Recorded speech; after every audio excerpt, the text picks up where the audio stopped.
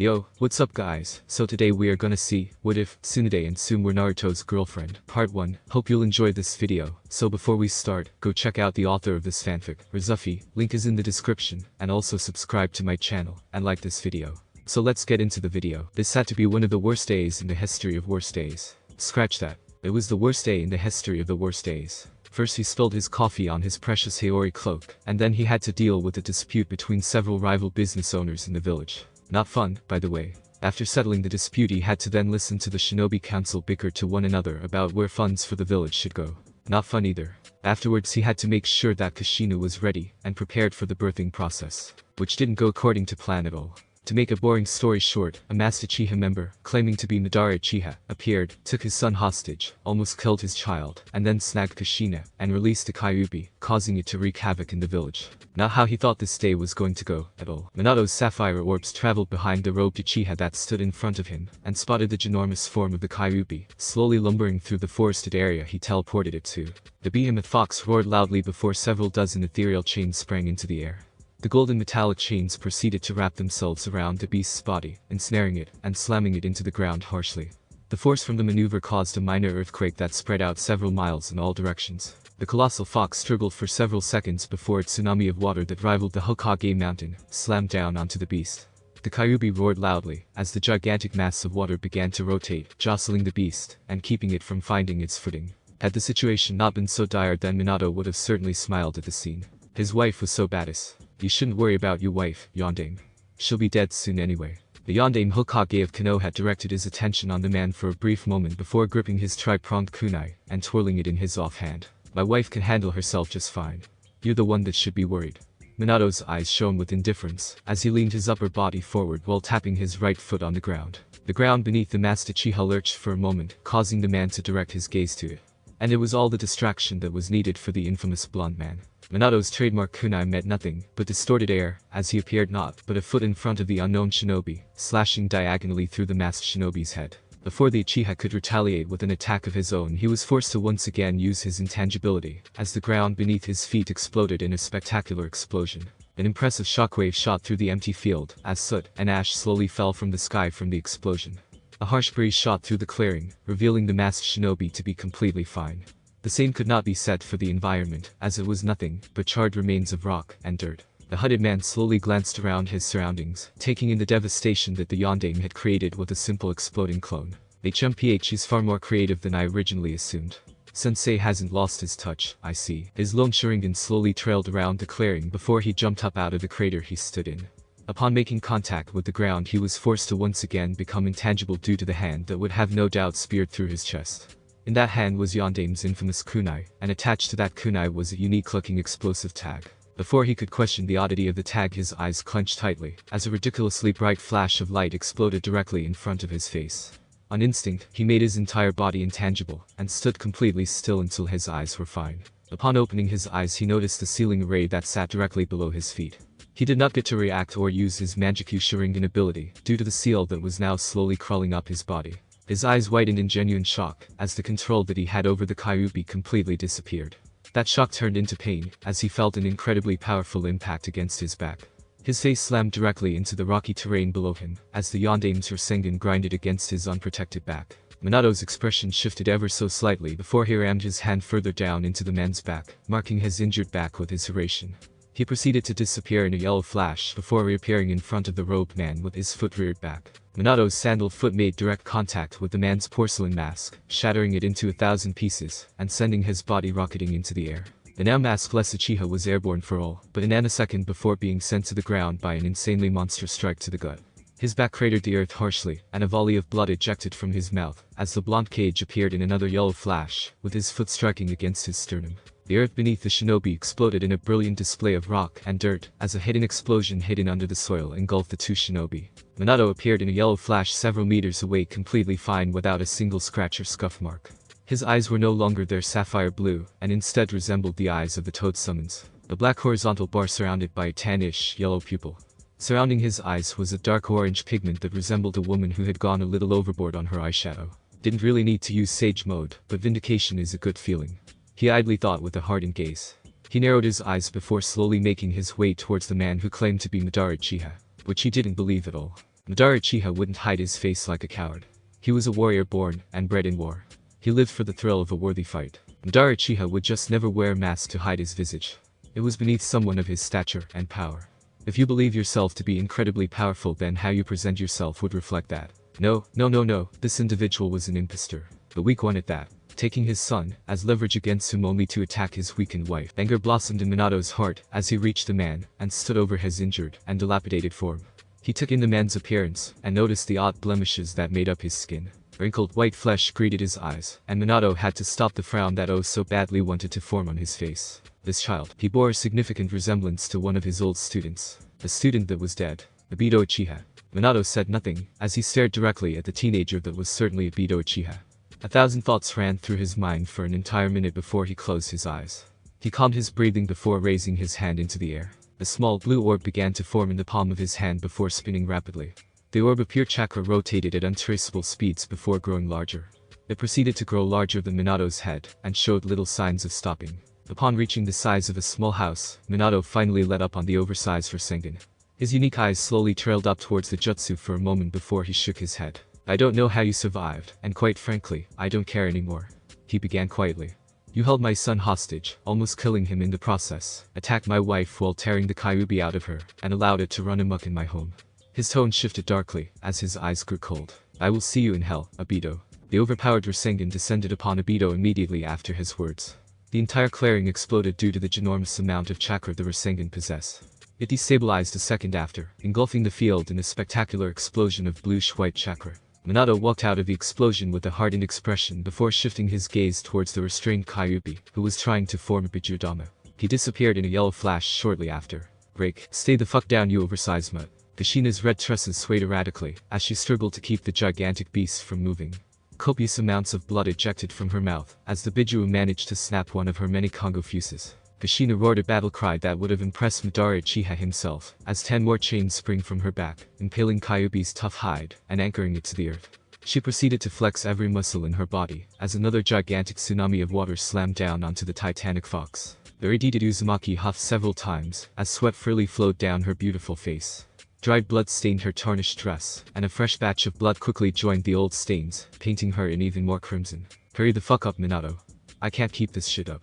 She mentally screamed, as the giant beast thrashed wildly against its restraints. Had she been at full health, then holding down this stupid-ass fox wouldn't be an issue. But no, some asshole had to steal her baby while ripping the Kyuubi out of her. If she got her hands on him, he was dead. Kushina screamed out in agony, as several of her golden chains snapped abruptly. She fell to her knees in absolute pain, as bleed freely dripped down her body. One of her eyes clenched shut in response to the pain. Motherfucker. Fick. She groaned loudly, as another searing wave of pain assaulted her body, causing her to wrap her arms around her torso. She could feel it. She was getting weaker. She was dying. The pain of having her Biju forcefully ripped out of her was now beginning to take its toll. It didn't help that she was using ridiculous amounts of chakra to keep the damn fox from going anywhere. Yes. She was going to die tonight. There was no doubt about that. She'd be sad if it wasn't for the fact that she was trying to stay alive while preventing the Kyuubi from reaching Konoha. Sometimes she fucking hated being a good person. You're such an annoying piece of shit. Kushina wobbly rose to her feet and glared directly at the giant Biju that returned the gesture with its own hateful gaze.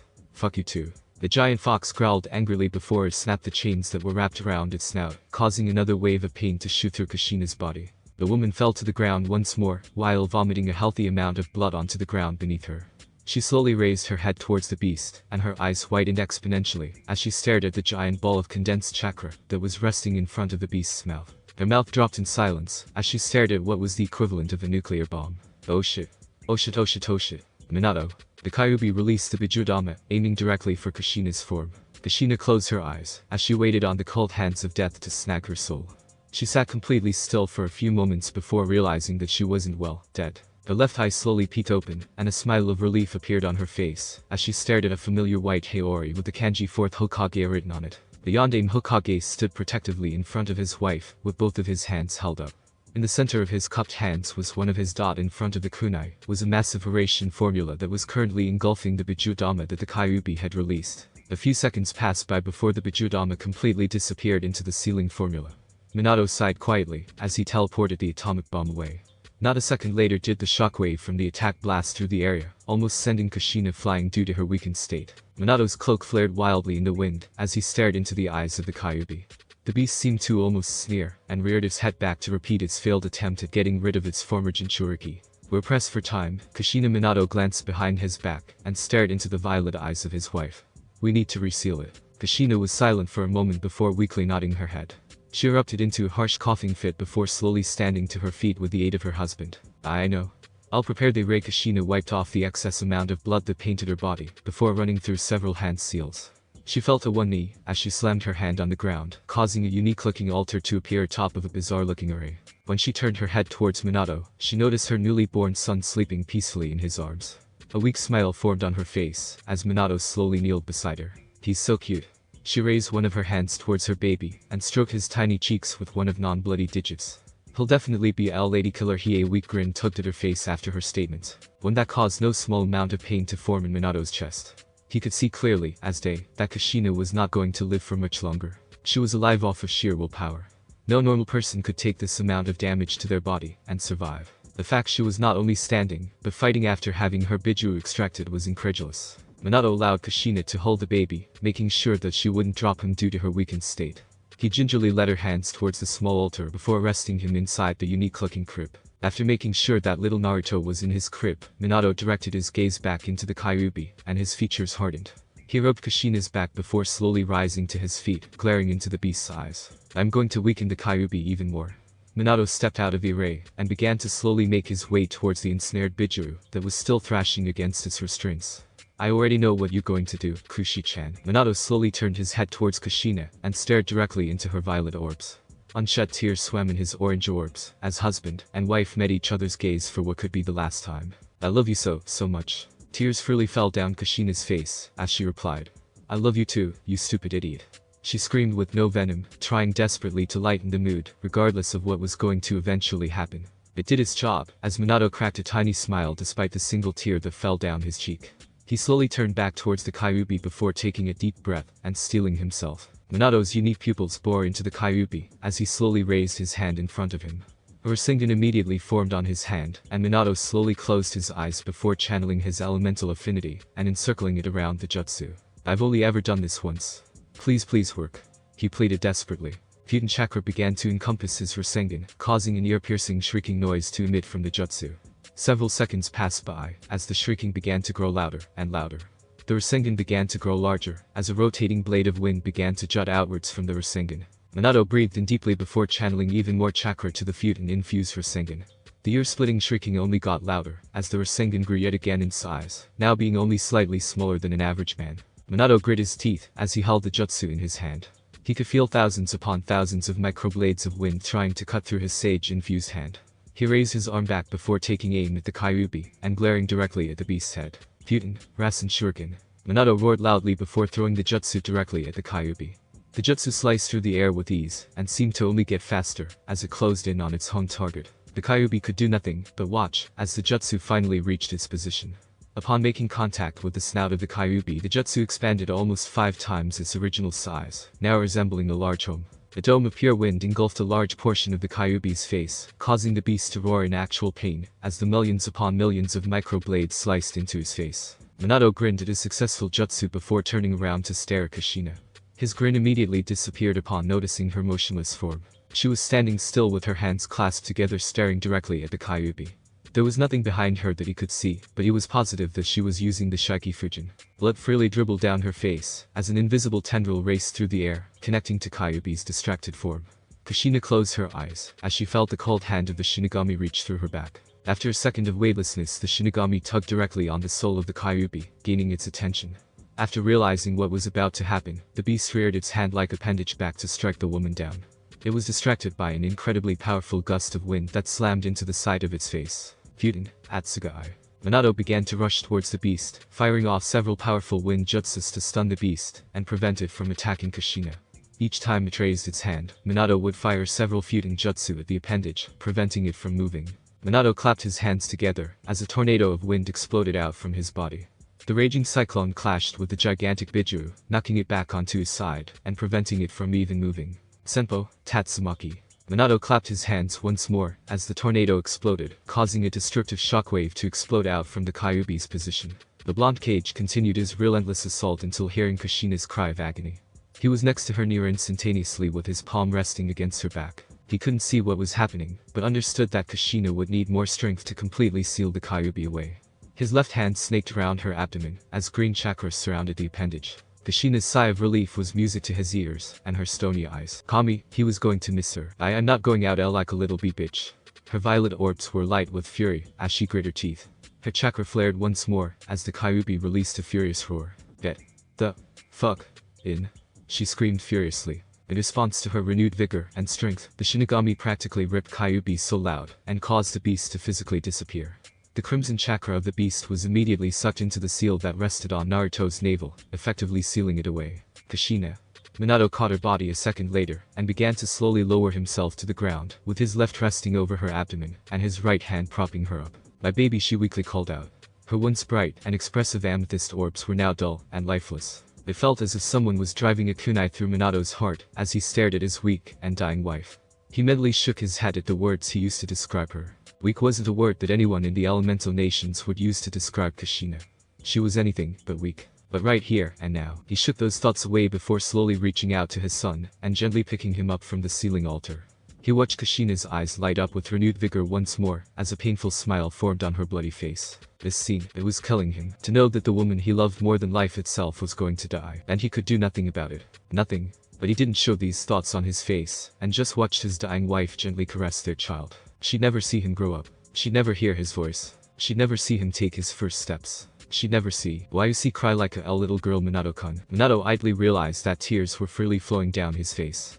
His gaze strayed towards his son before returning to his wife's hazy eyes. You'll never see him grow up, and that hurts me the most.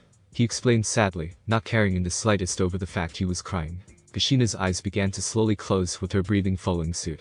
No, I won't, but her eyes shut as she released a gentle exhale from her body. Minato patiently waited for her to continue speaking, which would never happen again. Kushina had taken her last breath in the arms of her loving husband holding her beloved child. Such beautiful misery. It was the scene that Hiruzen Tsurutobi, the Sandaime Hokage, and several dozen Anbu were greeted to when they finally reached their leader's location. Their indomitable leader was just blankly staring at the face of his lover. Their child was sleeping soundly, not even fussed about the events that had led to this outcome. Hiruzen closed his eyes and bowed his head low, allowing for a moment of silence to pass through for Kushina and all of those that had suffered due to this tragedy. The Sandaime breathed in deeply before slowly making his way towards his successor's position. Upon reaching the man and his now deceased wife, he bowed his head. I'm sorry for your loss, Minato-kun. The Yondaime did not immediately respond to his predecessor as he continued to stare at Kushina's face.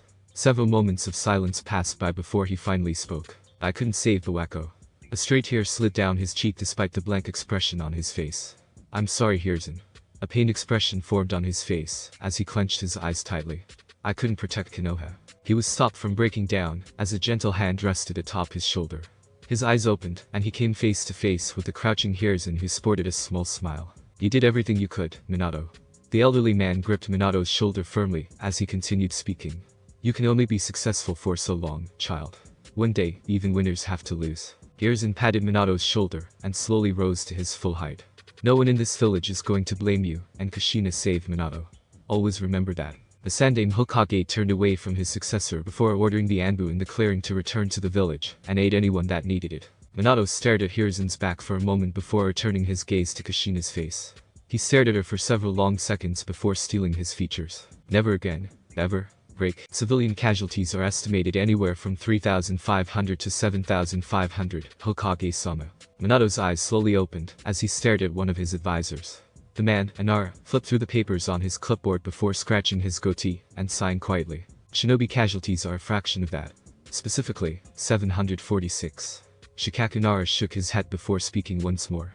All things considered, it could have been a lot worse. Minato stared at Inara clan head for a moment before directing his attention to the paper that sat on his desk. It was more or less a synopsis of the damages, deaths, etc. that had only happened a few hours ago. Most of it was only estimations and the like, so Minato would take what he could. So much work had to be done. So much work. Yondaime rubbed his eyes tiredly, as he remained silent for several minutes, trying to compartmentalize everything that happened tonight. He just wanted to go home, and be with his son, and grieve for the death of his wife. But he couldn't do that. He had to be the Hokage first, and while he certainly didn't like it, he had to get used to it. 2 years, as the Hokage, and a catastrophe had already struck Konoha. He was doing a fantastic job. Permission to speak freely, Hokage-sama. Shikaku asked in a bored tone while placing the clipboard on Minato's desk. At Minato's simple hand gesture, he spoke bluntly. You look like shit, Minato. You need to go home and rest. Shikaku proceeded to cross his arms against his chest and stared into Minato's eyes. You have more than a dozen shadow clones flashing around the village, trying to do damage control on top of having protected the village against a Kyuubi and some unknown attacker. You've done enough. Minato sighed tiredly as he shook his head. I need to be the leader first. If I show weakness, then morale will dwindle. He stood up from his chair before walking towards the large window in his office. His sapphire orb stared out into the destroyed village with a morose expression. I am going to call for Jiraiya's return, and I will be bringing Tsunade back to provide aid for the wounded, as well as creating Hermetic Shinobi program proposal that Hiruzen denied. Shikaku was silent for a moment before sighing quietly.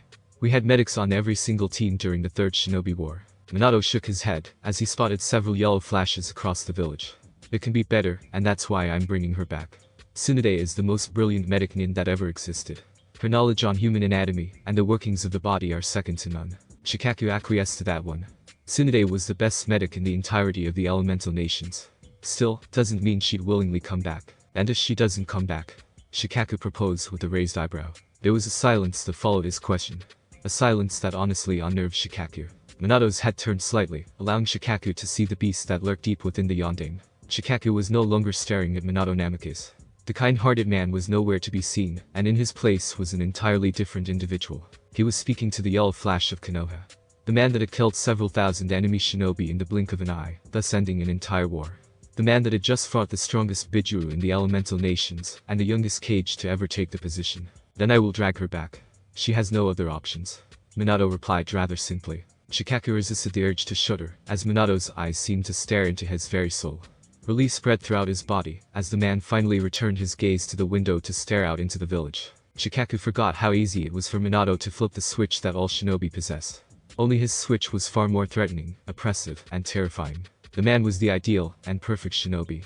He had the innate ability to turn off his emotions, completely disregarding them in favor of doing what was necessary at any given moment. His moral compass ceased to exist when that flip switched. Whether that be the massacre of over 2,500 Iowa shinobi or making decisions that would affect generations to come. He'd do, and had done these things so many times before. Minato wasn't physically imposing, but a single glance could change your entire perception. He was a man that terrified any, and all shinobi, regardless of skill, experience, and power. The only man to ever have a flea on sight order. Minato Namikaze was not a normal man. The door to the office was opened, as several prominent shinobi of Konoha entered. They were all silent, as they stood beside Shikaku, the man recognizing each individual as the leader of their respective clans. The Hyuga, Uchiha, Yamanaka, Akimichi, Inuzuka, Aburam, Nara, Kurama, Sarutobi, and Haddock. Even several of the elderly advisors during Hiruzen's reign were present in the office. Minato was silent for several moments before turning around and staring at the gathered shinobi. He ran through several hand seals before slamming his hand down on the ground, summoning a small toad. Minato boy. I heard what happened.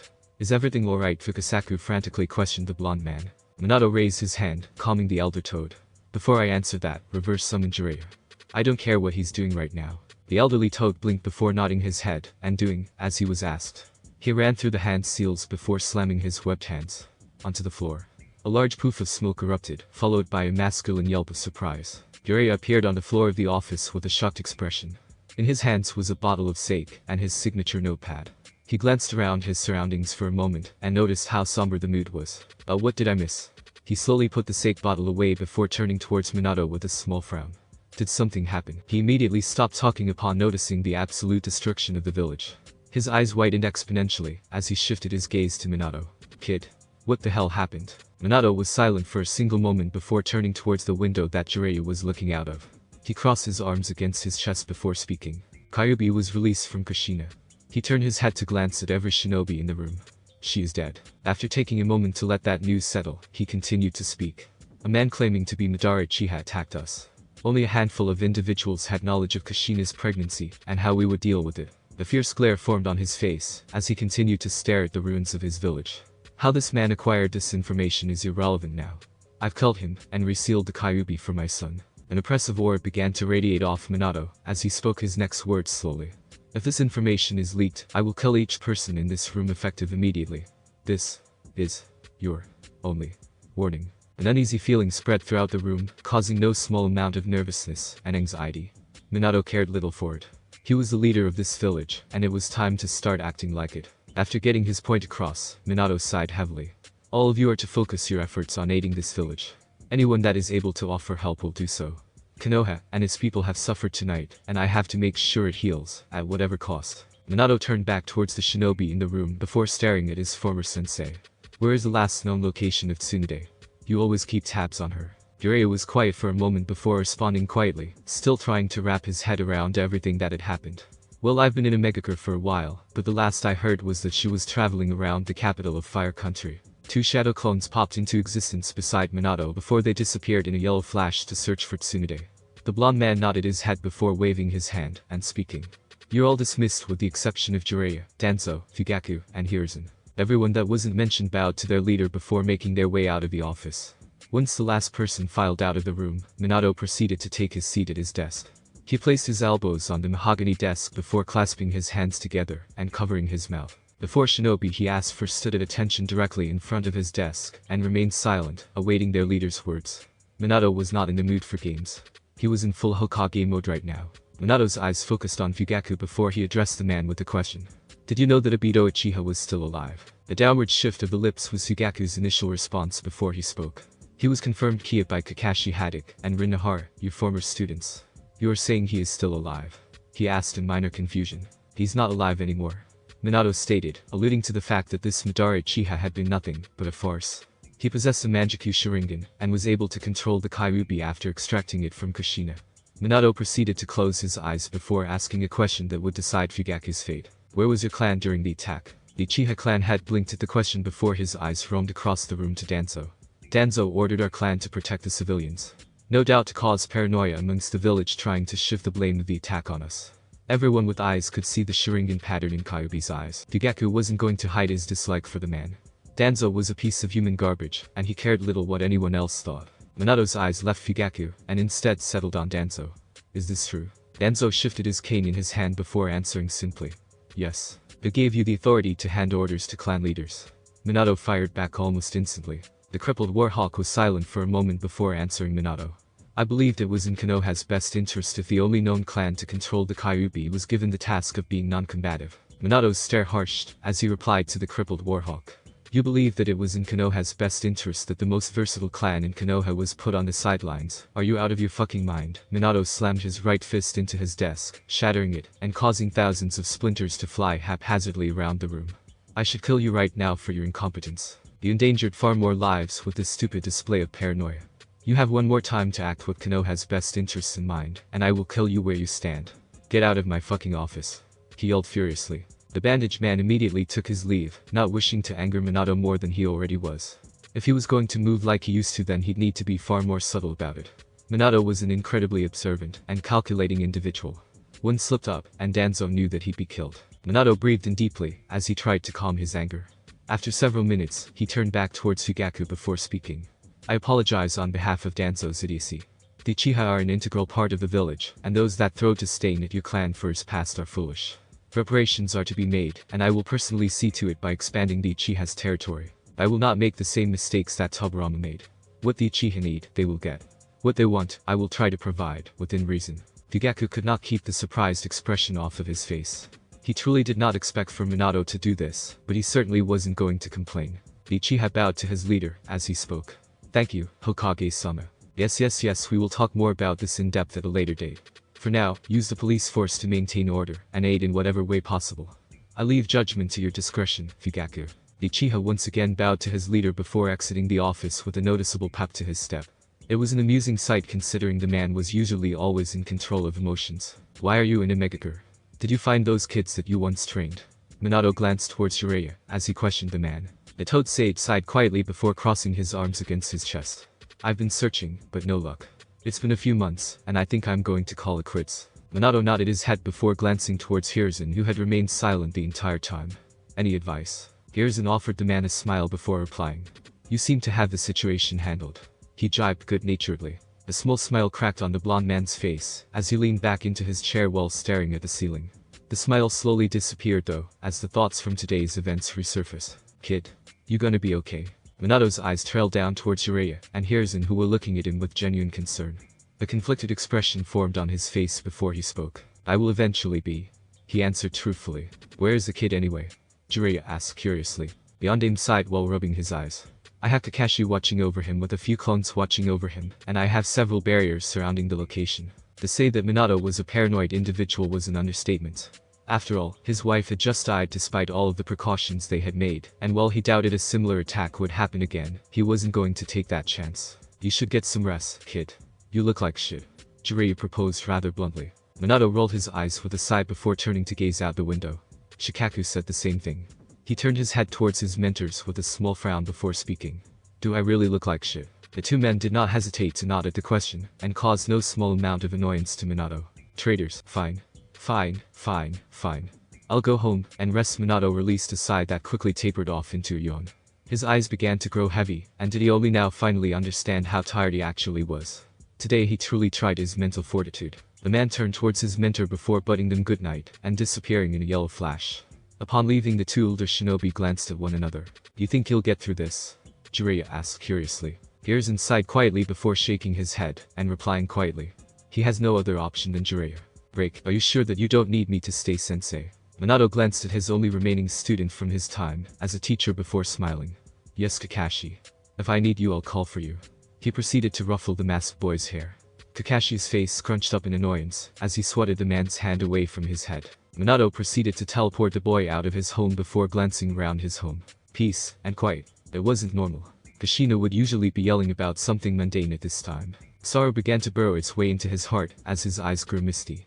Before the years could fall, the distinct sound of a baby crying was heard. Minato was by his son's crib instantly and stood over him with furrowed eyebrows. He was confused for all but a second before a disgusting stench entered his nostrils. Well, it seemed he needed to change to Naruto, right? Okay. Minato stared at Naruto with an unsure expression for several long moments before grimacing lightly and speaking aloud to himself. How do I change your diaper? You look so dumb in that hat. Minato's sapphire eyes traveled towards Kushina, who was sitting on the windowsill of his new office. A small smile formed on his face as he fished out one of his Eurasian kunes. I don't know, Kushi-chan, he replied as he gazed at his reflection from his weapon. I think it fits me pretty well. An obnoxious snort from the red-haired woman, the response he was given. Minato just smiled though, as he gazed at his wife, who was now staring out into the village, admiring how the sun bounced off her, and how beautiful she looked. The hell are you staring at? Minato blinked at Kushina's rather aggressive question before his smile grew larger. He replied quietly. You're so beautiful. Satisfaction blossomed in Minato's chest at the way Kushina began to handle his compliment. Her eyes immediately averted from his, and a small hue of crimson formed on her face. Shut up, idiot. Minato slowly rose from his seat as he made his way towards his wife. Upon reaching her, he placed his left hand on her cheek before slowly guiding her gaze towards himself. Eyelid met sapphire, as both husband and wife stared into one another's eyes. I love you, Kushina. Minato expressed sincerely. Though embarrassment channeled deep within her core, Kushina replied, albeit rather quietly. I love you too, Minato-kun. The fourth Hokage's eyes crinkled from the smile now adorning his face as he leaned in to kiss her. Their lips met in a rather delicate manner as Kushina's hands grasped her lover's haori. The crimson-haired woman pulled away first, and a large grin formed on her face. Let's have some BABIS. Before Minato could truly comprehend his wife's statement, he was pounced on by said woman, who didn't bother waiting for a response. Minato slowly opened his eyes, and was greeted to the familiar ceiling of his master bedroom. The dream. The blonde man did not move, choosing to stay put in his bed. It was quiet in the room, somber even. Minato didn't really care either way for long, as it remained silent. He welcomed the silence. He embraced it. The only sound that could be heard was from the old grandfather clock that belonged to. Minato squashed that thought before it could truly even finish. Tick, tick. Seconds turned to minutes, and minutes turned to hours. Minato continued to remain motionless in his bed. His once vibrant eyes now carried a dull tone to them, as he continued to stare at the ceiling of his room in silence. Tick, tick. 3 days. It had been 3 days since that fateful night. 3 days since Minato had gotten more than 2 hours of sleep. 3 days since he had truly eaten. His bed was his solace. It was a safe haven, even if it did remind him of Kushina. The orb slowly traveled to the right side of the king-size bed where someone was supposed to be. On the spot though, there was nothing. No stray streaks of crimson covering him, and the entire front half of the bed. No armada of hoarded pillows that either did or didn't belong to him. No shortage of blankets and coverings. There was space for him on his side of the bed, an unusual amount of it. No violent woman there to greet him. No good morning, you flaky bastard. There was nothing. Minato closed his eyes, as images of Kushina popped into his mind. The way her beautiful hair swayed to and fro, her beautiful amethyst orbs, her violent temper, and standoffish personality. He missed her so much. A single pitiful sob escaped Minato, as his face scrunched up. Tears threatened to spill out from his clenched eyes, but he willed them away. Kushina's beautiful face appeared in his mind once more. Her eyes were shut, as she donned her infamous grin. Her cheeks crunching up, and her teeth on full display. The blonde-haired man clenched the soft fabric of his blanket tightly, as another pitiful sound tore through his throat, though he still refused to break. An obnoxious and loud laugh emitted from Kushina, as she doubled over. Her crimson tresses swayed in the wind, as her laughter grew in volume. Minato would not break. Not again. I love you, Minamoto-kun. And he did break. Tsunade-sama, a young, feminine voice, spoke quietly. I'm aware, Shizune. The blonde-haired Senju replied to her companion. Tsunade glanced down at the half-finished sake bottle that sat at their shared booth, and slowly reached for it. Upon picking the glass bottle up, she began to slowly spin it while staring into the glass, searching for the individual that was currently stalking them. It took several seconds longer than she would have liked, but Tsunade was eventually successful in her endeavor. And what or better yet who, she saw in the reflection of the bottle, made her blood run cold. Tsunade's honey-brown eyes dilated, if only slightly, as she took the form of one of the most notorious shinobi to ever grace the Elemental Nations. A shinobi who would go down in history as one of the most prolific killers the Elemental Nations has ever seen. An army killer, one that had ended an entire war by himself. The threat that he posed to the entire Elemental Nations was so profound that he was the only individual to have a flea-on-sight order. Minato Namikaze, the fourth Hokage of Konoha. Known by his famous or rather infamous nickname, the Yellow Flash. Tsunade-sama, are you okay? The busty woman was snapped out of her trance by Shizune's question. Her eyes traveled back towards the sake bottle in her hand, and noticed that Minato was no longer in the reflection. Adrenaline surged through Tsunade's body, as she dropped the glass bottle while whipping her head towards the space Minato had previously occupied. Silence. Silence. But she had dropped the glass bottle. It should have. Careful there, Tsunade-sama. You almost dropped your sake. Tsunade's heart stopped for a single second, as the voice of Jiraiya's only student entered her ear. Her eyes slowly trailed towards Minato. It dawned a small smile on his handsome face. Upon further inspection, there seemed to be something off about him, but she couldn't pin it. Or perhaps it was the fear that was currently nestling in her upai at the sight of this monster that was throwing off her equilibrium. There would only be, logically, two reasons as to why the fourth Hokage himself would be here looking for her. A. To kill her. B. To take her back to Konoha. As she was being honest, both were awful, but one of them at least had her staying alive. This was still a lose-lose situation, and she knew it. Minato's attention shifted to the younger woman who sat at the booth and offered her a small smile. Hello, Shizune. He placed the bottle of alcohol back on the table before continuing. I'd like to speak with your aunt. Do you mind giving us some privacy? The 16-year-old youth could do nothing but openly stare at the man who was feared by all nations due to his actions in the Third Shinobi War. Licking her lips nervously, Shizune glanced towards Tsunade before speaking in a subdued tone. She was prevented from continuing, as the blonde army killer placed his right hand on her shoulder, deliberately staring into the eyes of Tsunade as he did so. Go on now, little one. Minato did not relinquish his gaze on Tsunade as he spoke. 5 minutes is all I need, okay? Shizune swallowed the bile that wanted to spew out of her throat before slowly standing to her feet. She nodded her head silently before bowing low to her uncle's lover and the fourth Hokage. Minato offered the girl a gentle smile, when that was not returned, as Shizune practically fled from the restaurant. He watched her the entire time before eventually returning his gaze to Tsunade once she was out of sight. The gentle smile that was previously adorned on Minato's immediately disappeared. The Yondame's visage was like stone, as his sapphire orbs pierced directly through Tsunade. And he stared, and stared, and stared. How are you, Tsunade? Minato questioned quietly, still retaining that terrifyingly blank expression on his face. He slid into the booth smoothly, continuing to speak. Enjoying your extended vacation.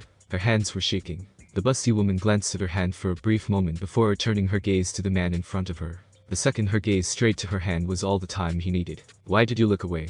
Minato questioned quietly, his index finger now resting on the seal that sat on Tsunade's forehead.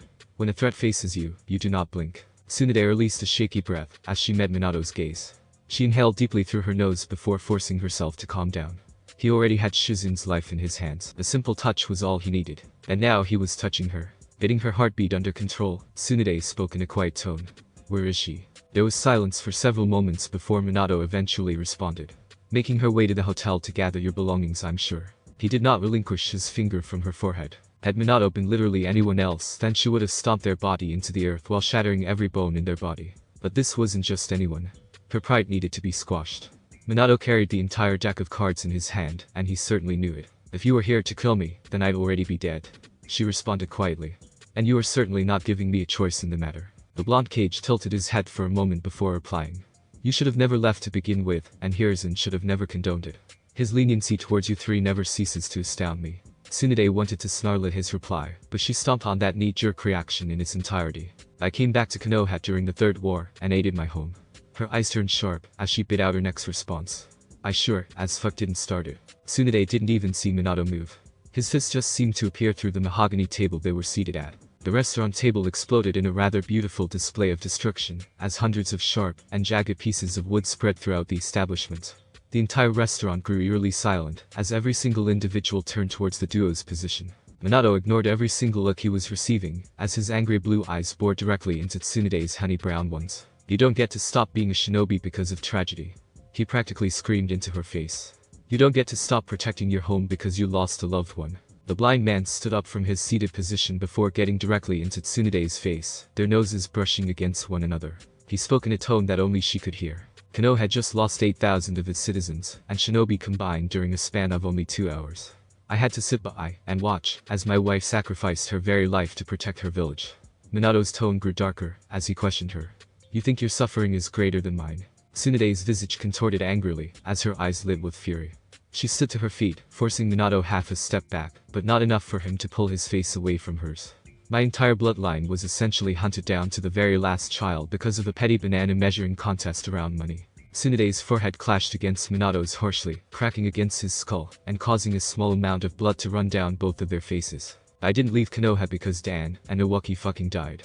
I left Konoha because I'm fucking tired. Tsunade's fists clenched tightly, as her eyes began to water. Tired of seeing everyone I love suffer and throw themselves into a pit of despair and depression because they're unable to cope with their past traumas. Tired of seeing the hopes and dreams of 12-year-old children being squashed while being forced to endure a life of hardship. I'm fucking tired, Minato. The woman's rage-filled eyes began to slowly dissipate as tears streamed down her face. I don't want to endure anymore. I don't want to fight any longer. Defeated and exhausted brown eyes stared into an ocean of blue. All I've ever wanted was to help to heal, and look where it got me. The blonde woman released a bitter laugh as she unclenched her fists while throwing them up in a defeated manner. I'm a bitter drunk who's incapable of facing her own grievances while blaming others for my problems, but my suffering isn't valid, right? She questioned rhetorically. The previous ire and anger that flowed within Minato seemed to just dissipate as he stared at the last remaining senju in the world. The man's blue eyes gazed into the woman's defeated brown ones, and he felt a genuine tug at his chest. Minato closed his eyes with a soft sigh before bowing his head, jostling his spiky locks of hair. He was silent for several long seconds as he contemplated his next words. He wasn't thinking straight.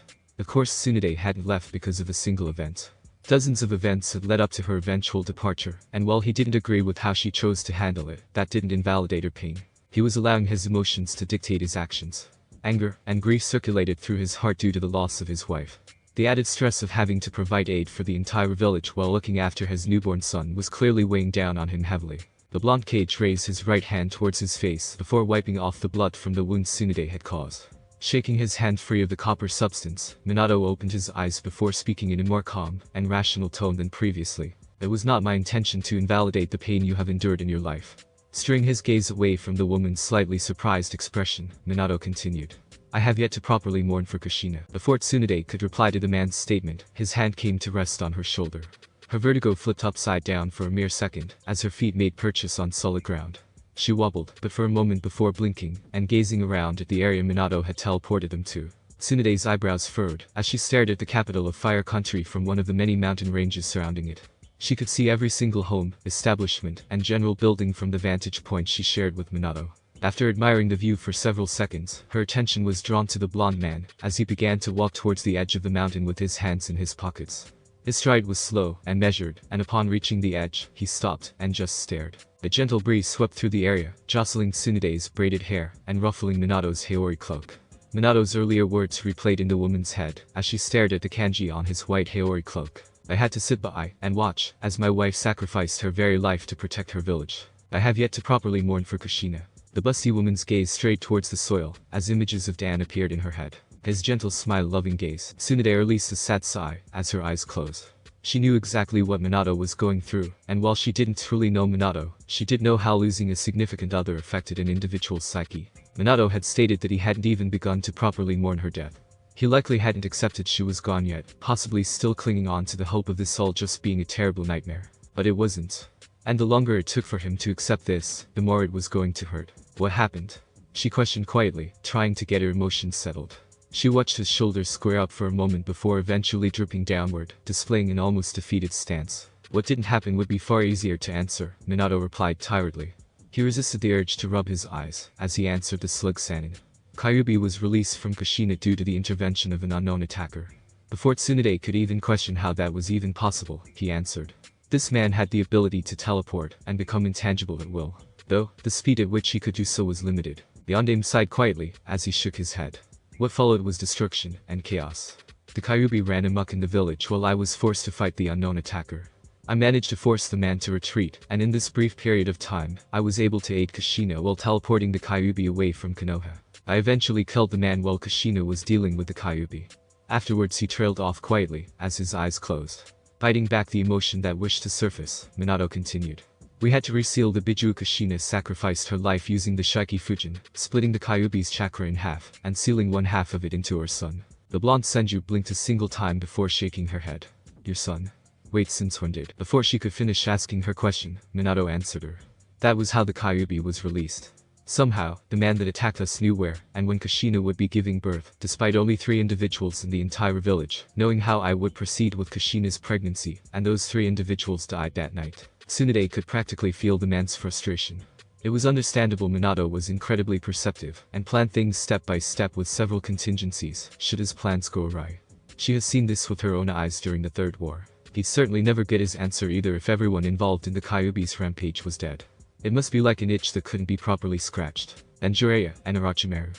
She questioned, as she approached his position. Jiraiya is conducting counterintelligence. I don't want this event to reach the ears of the other cages. Minato tilted his head, as his eyes narrowed slightly. We've just come off a world war, and I'd rather not be in another one so soon. The busty woman glanced at Minato out of the corner of her eye, as she contemplated that statement. What a terrifying man speaking so casually about going to war. There wasn't an ounce of doubt or fear or trepidation in his tone. Minato would absolutely stand on the front lines, and anyone brave or dumb enough to stand in his way deserved the gate he gave them. While she hadn't personally bore witness to the destruction and chaos that Minato rained down upon Iwagakure Kanabi Bridge, she had the stories from the several dozen Konoha shinobi that Minato fought alongside. And each story was the same. They saw nothing but red and yellow. Orochimaru, on the other hand, the man seemed almost hesitant to speak about her former teammate, and after several seconds of silence, he finally spoke. What you hear stays between us. His head tilted towards her, as his blue eyes stared into her very soul. I don't need to warn you about what will happen should this knowledge become public, yes? No, he did not need to warn her. She understood completely. And so, she nodded her head with furrowed brows, and waited for what was no doubt something heinous that Orochimaru had conducted in one fashion or another. Minato nodded his head before turning his gaze away, and staring at the fire capital once more. Orochimaru is a unique case. He started off slowly. Considering how close you all 3 used to be, I'm sure that you are aware of his more twisted and sadistic side. Tsunade nodded once, but did not speak, well aware of Orochimaru's darker tendencies. You are unaware of this, but after your departure from the village, Hiruzen and Orochimaru are put in the Anbu, namely Root, under Danzo's command. Minato paused for a moment before shifting his feet. I shouldn't have to explain myself in regards to Danzo and his ploys. Tsunade raised a single eyebrow, as she replied with an annoyed scoff. I'm surprised that old fuck is still alive around you. He jeopardizes Konoha. The Yondaime nodded his head before replying. Well, it would certainly be easier to outright kill him, and be done with it. He has his uses. At Tsunade's disbelieving scoff he replied with a small smirk. He is a scapegoat. He just does not see it yet. The blonde man shook his head, and continued speaking.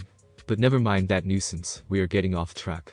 I have been around Orochimaru for enough time to come to an understanding about him, and have formulated ways of dealing with his darker aspects. Like she questioned rather unsurely. Orochimaru was unstable. She didn't really see a way to change that. Orochimaru is intelligent. He knows that in open combat he could not deal with me. In my opinion, he would not be able to deal with me no matter the circumstance, but I digress. Shaking his head, Minato continued. Orochimaru seeks purpose in life. His dream of finding life's mysteries is clearly illogical. A man of his intellect knows this. Minato pulled out his unique kunai before presenting it to Tsunade. The best mysteries are the ones that you cannot solve. He flipped the weapon before grabbing it by the blade, and showing the kanji that was inscribed into it. Unlike Tobirama's creation, you cannot replicate my Horatian. Tsunade's eyes were fixated on the weapon and its seals for several minutes, as she contemplated the words Minato was saying. Unlike her great-uncle's creation, it could not be replicated. Tsunade began to chew on one of her fingers as she continued to stare at the weapon. How is that possible? Minato's Hiraishin worked off the same formula that Uncle Tobarama's Hiraishin Jiri did, right? No, it does not. Minato answered her unasked question as he flipped the weapon once more. I took Tobarama's creation and made my own formula, you could call it. The interesting thing though is that without the understanding of Tobarama's initial creation, then my Hiraishin is useless. Minato inspected his unique seal with a tilted head before twirling the kunai several times. Interesting, no? Tsunade's face scrunched up in confusion for several seconds before she spoke. I'm not a master of Fuinjutsu, but I know a thing or two. She gestured to the seal on her forehead for a moment before continuing. How would that even be possible? The blonde man chuckled quietly before pocketing the weapon and replying. Fuinjutsu is limited only by the mind. If I wish for my formula to be incapable of being replicated, then I can do so. I travel through a pocket dimension when using the Hiraishin. This is child's play. Tsunade didn't believe that for 1 second. How? That didn't even make sense. Stop bullshitting me. Her eye twitched as the man turned towards her with a slightly perplexed expression. You're just fucking with me. Minato blinked a single time before shaking his head. The seal allows you 100% access to chakra that has been stored up for years without regulated use, on top of having little to no harmful effects, unless you push past your stored limit, of course. Is it really so unbelievable to have a formula that's incapable of being copied? Tsunade wanted to pull on her braids. That just didn't make sense. She didn't care if he was providing a rather decent point. It was bullshit, and he knew it. The disbelief circulating through you is slightly surprising. Minato spoke offhandedly. If you are incapable of innovation in the shinobi world, then you stagnate. And when you stagnate, you die. You know this more than anyone, Tsunade. The man turned his head towards her before staring into her eyes. You paved the way for all things medical related in the shinobi world. The ability to heal using chakra is still a foreign concept, considering chakra has only been used as a weapon. Tsunade was silent as the man praised her craft. It was kind of uncomfortable, if she was being honest. Even Hiruzen, her own sensei, had been disbelieving in her initial ideas regarding the practice of Iryo ninjutsu. Well, yes, he eventually did see how useful the art was. It was still insulting and demeaning. So changing the subject, she spoke quietly. How does this relate to Orochimaru? You're telling me you're just going to give him the formula for your Hiraishin? There was absolutely no way that Minato was that stupid. That is precisely what I'm going to do. There was absolutely no way that Minato was that stupid. Tsunade's eyebrow twitched several times at his rather confident tone before she closed her eyes while rubbing the bridge of her nose. Stay calm, Minato Namikaze. Tsunade began slowly, speaking in a quiet tone. Are you out of your damn mind? The fourth Hokage shrugged his shoulders nonchalantly before replying calmly. If we're being honest, then possibly, he answered rather truthfully. But I am absolutely confident that this will solve Orochimaru's existential crisis. And if it doesn't? She questioned back sharply. That technique ended an entire war in a matter of seconds. Hundreds of men and women perished in an instant due to that damn ability. Why the fuck are you being so nonchalant about this? A small smile formed on Minato's face, one that had his eyes closed. A serene expression painting his visage, and a response that caused an uncomfortable feeling to form in her chest. Why did he look so much like Dan? Just believe in me. Minato and Tsunade appeared directly behind a frazzled Shizune who was placing items into a rather large scroll, mumbling to herself as she did so. We're dead, so dead. Tsunade-sama is going to anger him, and will cease to exist. An exaggerated gasp left her as she stood completely still. I'll die a virgin. Oh Kami. This is truly the worst timeline. An amused smile morphed into Minato's face as he glanced towards a very annoyed Tsunade, evident by her aggressive eyebrow twitching. Before Tsunade could enact the violence that so desperately wished to surface, Minato coughed quietly, attracting the ebony-haired teen's attention. Shizune released a short yelp of surprise before spinning on her heel and launching several dozen towards the source. As soon as the weapons were released from her hand did Shizune realize who had snuck up on her. No? The Yondaime Hokage tilted his head before catching each in between his fingers. The blonde man glanced towards the weapons before shifting his attention to the now trembling teen in front of him. A gentle smile formed on Minato's face as he spoke, calming the girl slightly. Reflexes are good, though you should be more aware of your surroundings. Shizune grimaced at both the man's tone and Tsunade's aggravated visage. She swallowed her saliva before bowing low and speaking. Forgive me, Tsunade-sama. The blonde woman stared at her adoptive daughter for several seconds before sighing quietly. Her aggravated visage melted away as a soft look formed in her eyes. Walking towards the teen, Tsunade pulled the girl into a hug before rubbing her back. Calm down, Shizune. It's fine. Just to be petty though, she did hold the girl's face directly into her bust. If she wasn't going to be violent and use her fists, then she was absolutely going to suffocate the girl. Only a bit, though she still did love Shizune after all. The ebony-haired girl thrashed several times in the woman's hole before eventually garnering enough strength to pull her face out of the woman's impressive bust. The teen gulped in a large amount of oxygen before huffing. Let me go. The girl's pleading was ignored though, as the older woman just continued to mush the girl closer to her chest, depriving her of oxygen, and torturing her in a way that any man in the elemental nations would love to experience. Minato just stared at the scene awkwardly, as he didn't truly know what to do. Women are strange. You'd think after almost an entire decade of being with Kushina that he'd grow used to situations like this, but no. He hadn't. It was still incredibly awkward. The three shinobi appeared directly atop the Hokage monument, with the two females wobbling slightly from the discomfort of traveling via Haration. After they got their bearings, their eyes widened exponentially upon seeing the ruined village. While most of the debris had been moved out of the more heavily populated areas, there were still signs that devastation and destruction had wreaked havoc upon the major village. Giant, empty craters surrounded the outer gates of the village, with hundreds of empty plots nearing the epicenter of the village. The shinobi force have been working non-stop to clear all the leftover debris from the Kyuubi's rampage. Minato spoke aloud from his position. He placed his hands into his pockets, as his Haori cloak swayed in the wind. It has been an incredibly grueling time. We need medical aid, Tsunade. A soft sigh escaped the man, as he shook his head. We lack an abundance of medic nin. While I respect Hiruzen, as both a teacher and a former Hokage, he was incredibly foolish to not instill your proposal during the Second Shinobi War. He certainly made up for it during the Third War, but it wasn't a permanent fixture in our teachings. I have done what I can, but turning towards the woman so she could his face, he continued. I need you, Tsunade. Konoha needs you. He closed his eyes before bowing his head slightly, showing an unexpected amount of respect towards the woman. Again, that uncomfortable feeling formed in Tsunade's chest, as she stared at Minato, listening to him speak so earnestly regarding her. She didn't deserve it. Why was he showing such respect? He had every right to force her back to Konoha, and demand she told its people no, her people. But, looking anywhere but Minato, Tsunade responded with just a hint of awkwardness. I will need supplies, and a workplace. Swallowing the saliva that had built in her mouth, she continued. Reports, practice, procedures. I need everything. The blonde man raised his head with a small smile, as he spoke. Anything that you require, I will get for you. You need not worry. Before the man could continue, a doppelganger of the man appeared directly beside him. Minato did not seem surprised in the slightest. Fugaku and Orochimaru are awaiting your presence. The shadow clone glanced towards the woman for a moment before returning to its master. You were cutting it close. Minato just ignored the offhand comment from his clone before speaking to both women. Would you like to join me, Tsunade? Perhaps seeing a few familiar faces will put you at ease. The busty Senju contemplated the man's offer for several moments before ultimately sighing and shaking her head. I appreciate Minato's offer, but I'd like to get straight to work. Like you said, Konoha needs me. The fourth Hokage nodded his head before gesturing to his clone and replying. I will have my shadow clone accompany you. Good luck, Tsunade. He made to leave before halting and speaking one last time. Thank you, Tsunade. And then he disappeared. Minato's feet touched down upon the carpeted floors of his office. His eyes settled on the two men his clone had called on before slowly walking towards his seat and sitting down. The Snake Sannin and clan head of the Uchiha clan remained silent as Minato began to rummage through one of his drawers. The man proceeded to pull out a rather thick manila folder before tapping it once and spinning it towards Fugaku. This folder might be of interest to you, Fugaku. The blonde cage tapped it once more before picking it up and handing it directly to Fugaku. Do not open it until you are home. You are dismissed, Fugaku. The Uchiha clan head raised a single eyebrow before bowing his head and making his way out of the office to read the contents of the folder. It was a little surprising that Minato would request him to come in person just to hand him a folder. Which meant the content inside the folder was for his eyes only, and no one else's. The door to Minato's office closed with a quiet click, as both shinobi proceeded to stare into each other's eyes.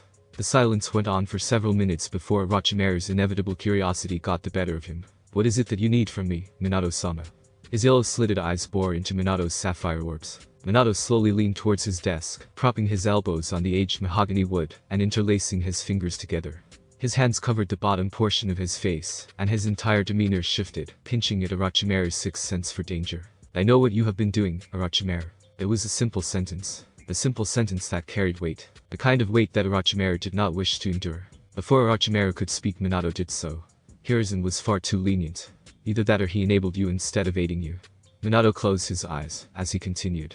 Danzo's ploys from the shadows are beginning to become too radical for my liking. Orochimaru shifted his weight with a narrowed gaze, but did not speak, listening to exactly what Minato was saying. If Minato wanted him dead, then he'd already be dead. You cannot stop someone like Minato. He is only round because root has its uses, and I'd be a hypocrite to judge the actions of a man who does what he believes is best for his village. Minato paused for a moment, as one of his fingers tapped against his nose. But I draw the line at human experimentation. It stops today or I will end you both. Minato's eyes opened, as twin glaciers bore into Orochimaru's very soul. Do I make myself clear? Orochimaru's pulse sped up in response to the danger wafting off of Minato. Stomping the urge to move, Orochimaru replied with a narrowed smile. Ku, of course, Hokage-sama. The Serpentine man tilted his head before meeting Minato's harsh stare. Though, if I may. When Minato said nothing, Orochimaru proceeded with his question. How did you know? The Yondaime Hokage closed his eyes before replying. Nothing in this village escapes me. I know what is happening at all times. Every day, every hour, every minute. Well, that wasn't fair. He hadn't actually explained how he knew. Orochimaru believed that was rude. Every high-priority target in Konoha is marked by me. Minato explained simply. Orochimaru's snake-like smile returned in full force, as he chuckled quietly. Kukuku, I'm glad you think so highly of me, Minato-sama. Minato ignored the statement before unclasping his hands and replying. As of today, you will be removed from Anbu, effective immediately. Any lingering projects will be terminated at once, and should I catch wind of any more experiments. He let the statement drop entirely, knowing that Orochimaru would understand it. Seeing the understanding gaze, Minato leaned back in his chair. I'm appointing you to the head of the Research and Development Department of Konoha. You will take orders directly from me, and any projects you wish to work on will be approved by myself. Spotting the intrigued twinkle in Orochimaru's serpentine eyes, Minato went in for the kill. He reached into his cloak before pulling out one of his Hiraishin kunes and tossing the weapon to the snake Sannin. Upon catching the weapon, Minato spoke in a simple tone. Solve it. The expression plastered on Orochimaru's face would forever be cemented in Minato's mind. The sheer confusion on the man's face was actually incredibly refreshing. A small smirk formed on Yondaime's face as he gestured lazily. You heard correctly. I wish for you to solve the Hiraishin. If you manage to do so, then you can have it. The blonde man had to bite back the laugh that wished to escape him at Orochimaru's baffled expression. After several seconds of staring at Minato, the snake Sannin spoke quietly. Who are you, and what have you done with Minato? That comment did make Minato laugh. After a brief bout of laughter, the blonde man spoke. I can assure you that this is no joke. I wish to direct your attention to matters that would aid the village instead of your own self-imposed ambitions. You seek some form of validation, and what better way than creating new and innovative concepts for the shinobi world? Minato gestured towards the weapon before finishing. Solving the Hiraishin is one of those jutsus that only a handful of individuals can grasp. Do you believe you can do so? The pale-skinned man stared into Minato's eyes for several seconds before directing his attention to the seal engraved on the kunai. He stared at the seal for several seconds before returning his gaze to Minato. A smile tugged at the man's features as he spoke. You are a dangerous man, Minato Namikaze. The blonde man shrugged his shoulders before replying. Being respected is a skill, but being feared is a talent. I like to believe that I have mastered both. After his statement, Minato gestured with his hand. You are free to go to Orochimaru. Remember what I said, I'm not Hiruzen. That serpentine smile manifested in the pale man's face as he pocketed the kunai. Of course, Hokage-sama. Bowing his head, Orochimaru made to leave the office. Before he could exit through the door though, Minato spoke up. Before you go, answer me this question. When Orochimaru turned around with a curious expression, Minato continued to speak. How strong was Hanzo the salamander? Orochimaru's head tilted as his eyebrows furrowed. What a peculiar question. The pale-skinned man pondered his answer for a scant few seconds before answering. His only equal would have been Hiruzen. Orochimaru noticed how Minato's eyes sharpened at the answer, but the man did not speak. Another mystery Minato was filled with. You are free to go. Orochimaru nodded his head before exiting through the door, leaving Minato to his thoughts. After Orochimaru's exit, Minato began to drum his fingers against his desk. The rhythmic tapping continued for several hours, as Minato remained seated in his chair, pondering the answer Orochimaru had given him. This was a problem. Jiraiya had provided intelligence about Hanzo's supposed passing in Omegakure. It had been nothing but rumors and conspiracy theories, but Jiraiya believed differently. Omegakure was a dead zone. Nothing got in or out. If information such as this was seeping out, then it was something that was certainly worth investigating. After the 5th hour of thinking over it, Minato made his decision. He ran through several hand seals before placing his right palm on his desk and summoning Fukasaku. The elder toad appeared on the table in a plume of smoke with a curious expression. Do you need something, Minato boy? Send a message to Jiraiya. I'm going to Omegakure to investigate a lead he had. Minato replied with an intense gaze. The old toad's demeanor shifted immediately as it stared into Minato's eyes. I would advise against this, Minato. He warned seriously. The blonde cage shook his head before slowly standing to his feet and turning towards his office window. A threat that can so casually deal with Hanzo the salamander is something that needs to be addressed immediately. I'm the only individual that can get in and get out with relative ease. The old toad shook his head as he replied. I cannot, within good conscience, allow you to do something so logical. You need to think, Minato. Fukasaku banged his cane on the desk before glaring at Minato. You have yet to even warn Kushina, and now you wish to face some unknown threat, capable of defeating one of the strongest shinobi to exist. You need to stop and think, Minato boy. You have a son to think about now, you cannot continue to do the dot. The elder toad was cut off from speaking, as Minato dispelled him back to Mount Maiboku. Silence reigned in the office for several minutes, as Minato bowed his head with his eyes closed. He raised one of his hands to his face, before wiping away the tears of frustration that formed in his eyes. Fukasaku was absolutely right about what he was saying. He did have a son that he needed to think about. He hadn't warned Kushina, and he wasn't thinking logically. But before those thoughts could continue, the sound of the office door opened, followed by the sounds of a baby crying. The ear-piercing noise penetrated Minato's hearing, as he turned towards the source. He spotted his only remaining student, who seemed to be clearly struggling with his newborn son. The young teen had an apologetic expression on his masked face, as he stared at his sensei. Sensei, he's been crying all day. I don't know what to do. I'm sorry for just barging in, but I need help. The blonde kid stared at Kakashi for a moment before directing his gaze to Naruto. His eyes began to slowly soften, as he strode towards his student and son. Have you fed him? Minato asked, as he took his son out of the arms of Kakashi, and began to gently rock him. 3 times. And I changed him, as well. I don't know what he wants. Kakashi exclaimed in a minor bout of childish frustration. It was completely out of character for someone as reserved and sheltered as Kakashi. Minato just chuckled quietly, as he gently rocked his son, shushing and cooing into the child's ears, as he did so. After several minutes, the child finally began to settle down. The blonde man stopped his actions upon noticing that Naruto had drifted off to sleep. Kakashi huffed in slight exasperation before whispering in an annoyed tone. How did you even do that? The blonde man just blinked at the question before tilting his head with furrowed eyebrows. He stared at his sleeping son for several long seconds before turning towards Kakashi and speaking in a confused tone. I honestly have no idea. Have I ever told you how good you were in bed? Minato's face scrunched up in confusion as he stared down at his girlfriend. Her red tresses were splayed out behind her, painting the white sheets of their bed. No, I don't think you have. Well, you are. Kushina stated in a matter-of-fact tone.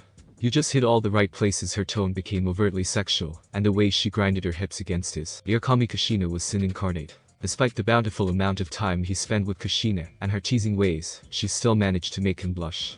She was so out there. It was hard to put into words, but she was like a lion, and he was a gazelle. That was a horrible analogy, and he knew it. Before he could even think to reply to her words, a hiss of pleasure escaped his lips, as Kushina's lips wrapped around his. Minato twitched back to reality, eyes snapping around the room, as he took in his surroundings.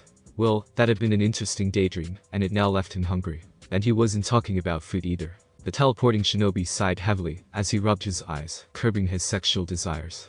Aside from partaking in pleasures of the flesh, Minato had been thinking a lot about his inevitable trip to Omegakure. After making sure little Naruto was safe and secure with Kakashi, along with being guarded by 3 shadow clones, and what was basically an impenetrable seal barrier around his home, he had sat on Fukasaku's words for several hours. The Toad Sage had brought up good points, logical ones. Why should he potentially risk his life, knowing that he had a newborn son without a mother? That should have stopped him dead in his tracks in the first place, except it didn't. And Minato was struggling, desperately searching for reasons as to why that was. Why was his rationale being curbed? He had initially blamed it on Kushina's death, believing it to be the cause for his irrational thoughts and actions. But he knew, deep down, that this wasn't the case. He was grieving, that was for sure, but every day, bit by bit, he was returning to normalcy. At least, he believed so. His shinobi believed otherwise, and they weren't scared to say so either. Minato had acquiesced to Fukasaku's words, and hadn't immediately traveled to Omegakure. However, he was still going to do so, and no one would change his mind. Even if what Jiraiya had found had been nothing but a rumor, he couldn't help but feel like there was more to it. Speaking of Jiraiya, the door to his office burst open, startling his secretary. Her body tensed up, papers flying from her hands and shooting into the air. A dozen or so yellow flashes emitted in the room, as Minato caught each paper, placing them back on the table, and returning to his seat, all in the span of a single second. Yes, his entire office was covered in Horatian seals. No, he wasn't paranoid. Just cautious. Kid. What the hell are you thinking? And it begins. Sensei. Minato greets casually, nodding his head a single time, and clasping his hands together, and placing them on the table. How are you? His sensei didn't appreciate his nonchalant attitude, as evident by his harsh scowl. Rude. Don't you say how are you, sensei? Me, you little shit. Jiraiya stated in an annoyed manner. What are you thinking? Going to Omegakure by yourself? Minato just sat there, hands clasped while staring at his teacher in an aloof manner. He was silent for several seconds before eventually side-eyeing his secretary, who hastily fled from the room. After her departure, Minato finally designed his teacher a response. Well, I was thinking about how rude it was of you to barge into my office, scaring my secretary half to death while nearly causing a mess. Minato took great pleasure in annoying Jiraiya, and the fact the man's face was now twitching in anger was somewhat soothing. Perhaps Kushina had rubbed off on him a little too much. Don't be a little shit, Jiraiya stated quietly, eyes narrowing. The fourth Hokage shrugged his shoulders before spinning his chair around and staring out into the dilapidated village. Construction was slow, and there were still bruises, but Konoha would eventually recover. As bad as it sounded, and he disliked why the thought had sprang up, but a majority of deaths were civilians, and while tragic, the shinobi populace was far more important. That was just a fact. Minato felt sympathy for the village, and anyone affected by the Kyuubi, because he himself had even suffered because of it, but the deaths of common civilians were the least of his worries right now. Getting the village stabilized, and getting his shinobi to mobilize, and provide counterintelligence was of the utmost importance. Sometimes he despised how easy it was for him to turn off his emotions. It allowed him to be the perfect shinobi in a somewhat twisted sense. When you lack empathy, the plight of others does not affect how you yourself maneuver. Double so for the life of a shinobi. He had maintained composure even when his son and wife were being held hostage. He hadn't even been affected when Obito had snagged Naruto, covering him in explosive tags, and throwing him to the wind while activating them.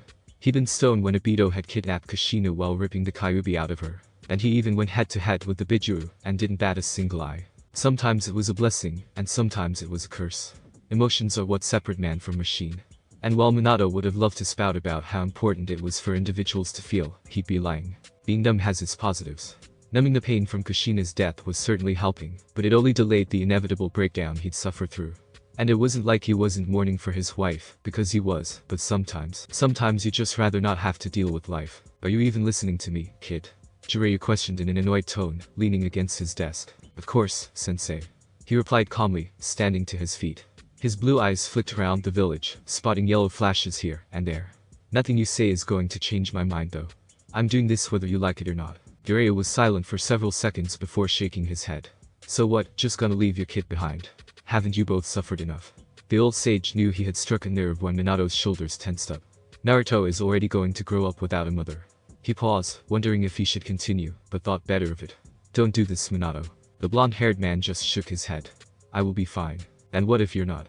Jiraiya finally shouted, patience snapping. You're not fucking invincible, Minato. You're strong, yes, but you are not impervious. What if there's someone who can nullify the Hiraishin? What if, for whatever reason, you just heard fast enough?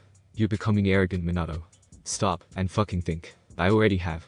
The Hokage snapped back in kind, turning around to glare at Jiraiya. You think I don't know my own fucking weaknesses? You think my over-analytical mind hasn't drawn up hundreds, if not thousands, of scenarios where my Hiraishin is useless or somehow countered? That my sage mode won't be enough to aid me, Minato scoffed while throwing his hands up. I've spent more time thinking about my own shortcomings as a shinobi than you've spent spying on women. Don't lecture me about what is right or wrong, Jiraiya. The last thing I want to hear from you is what I should or shouldn't do. You've never taken Hiruzen's advice before, so what gives you the right to try to do so with me? Before Jiraiya could reply with the vitriolic response that sat upon his tongue, the door to the office opened, followed by the busty form of Tsunade. In her hands were several thick manila folders and documents. Her honey-brown eyes were skimming through one of the various documents, quietly murmuring to herself, and slightly oblivious to the tense atmosphere. Minato, she started slowly, eyes still roaming along the document. I'm going to need some. Her eyes finally rose to the two men, taking in their frustrated gazes, and now finally becoming aware of the incredibly tense atmosphere. Oh, was I interrupting something? Minato glanced towards Jiraiya, his glare softening up just a bit before shifting towards the blonde woman. Jiraiya and I were having him pause for a moment before continuing. A disagreement. Her brown eyes cut towards her former teammate before shifting back to Minato. She adjusted the stack of papers, documents, and folders before speaking.